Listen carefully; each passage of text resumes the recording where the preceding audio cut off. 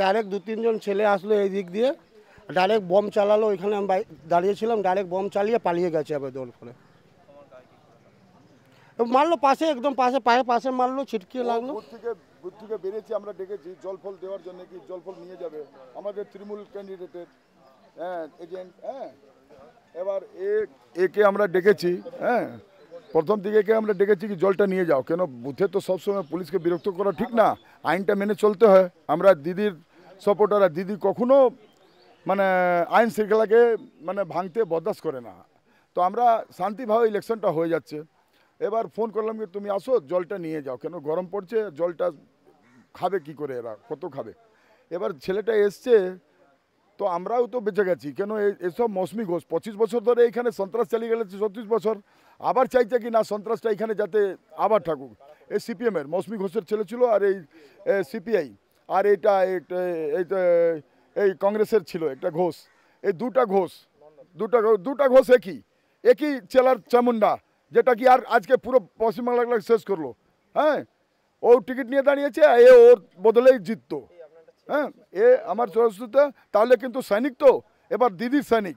এবার তো ওকে বুথে লড়তে হবে, 3টা পর্যন্ত তো ওকে লড়তে হবে, যাই হোক, কিন্তু ও লড়বে। কিন্তু আমরা তৃণমূল কর্মী, দিদি শিখিয়েছে লড়াই চাই। এবার এই সন্ত্রাসটাকে আমরা বিরোধিতা করব, আমরা দিদিকে হাত শক্ত করব, আর একে 3টার পরে আমরা হসপিটালে নিয়ে যাব, তারপরে দেখাবো চুলফুল উড়ে গেছে, কিন্তু দেখছি কি করা যায়। এবার কেসও করেছি এখানে, মানে একটা আমরা থানাতে লোক পাঠিয়ে দিয়েছি যাতে এটা হোক, যাতে কেসটা করুক এর উপরে। থ্যাংক ইউ, আপনি আসুন যান।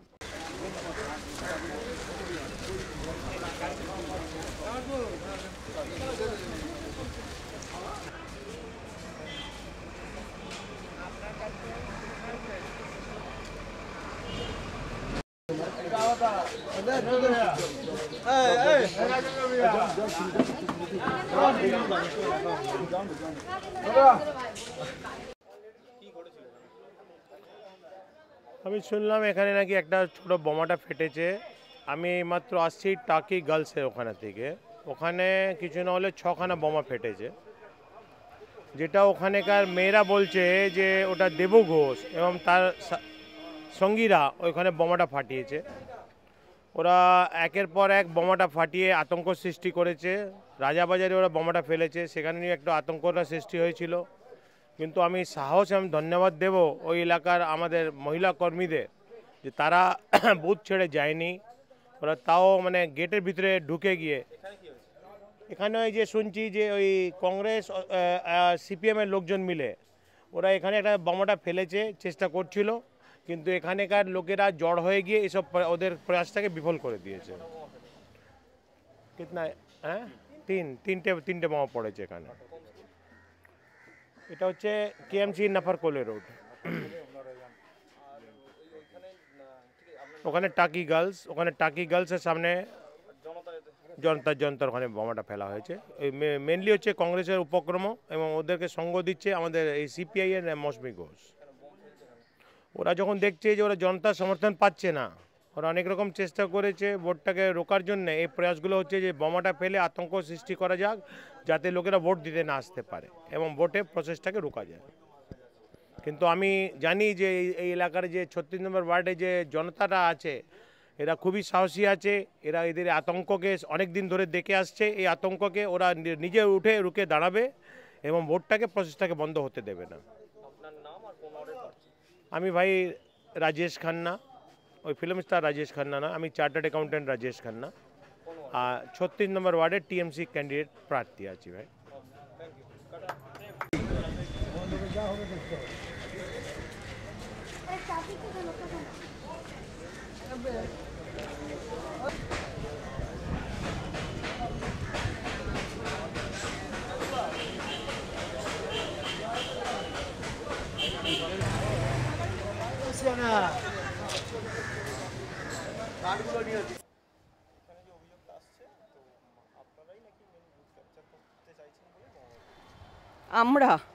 আমরা তো সকাল থেকে কতবার অভিযোগ জানিয়েছি, একদম প্রথম ভোরবেলা থেকে শুরু হয়েছে।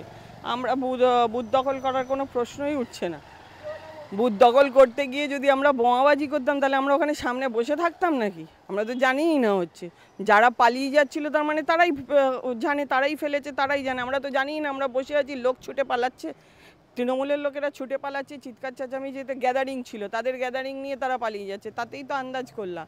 তারপরেও আমরা বসে আছি। সকাল থেকে ঘুরছি, সকাল থেকে দেখছি যে সমানে বুথ ক্যাপচারিং করার চেষ্টা হচ্ছে, লোকজনকে বুথে বসতে দেওয়া হচ্ছে না, আমাদের পোলিং এজেন্টদের মারা হচ্ছে। হ্যাঁ হ্যাঁ, পোলিং এজেন্ট, হয়তো পোলিং এজেন্টের মারা হচ্ছে, নফরকলের বুথের মধ্যে ঝামেলা করছে, এসে করছে, সমানে বুথের পাশে গ্যাদারিং করে। তোমাকে কিন্তু আরেকবার দেখলে আমি একদম থানা থেকে উঠিয়ে দেবো। গ্যাদারিং করে রেখেছে, গ্যাদারিং করে ওখানে বসে বসেই স্লিপ বাড়ছে, পুলিশ পাশে দাঁড়িয়ে আছে, ঠিক স্কুলের নফরকলের রোডের যে স্কুলের যে বুথের পাশে নিচে একদম গ্যাদারিং করা, সেখানে বসেই স্লিপ বাড়ছে। সব জায়গায় এই জিনিস হচ্ছে, তো একদম ওপেন রাস্তায়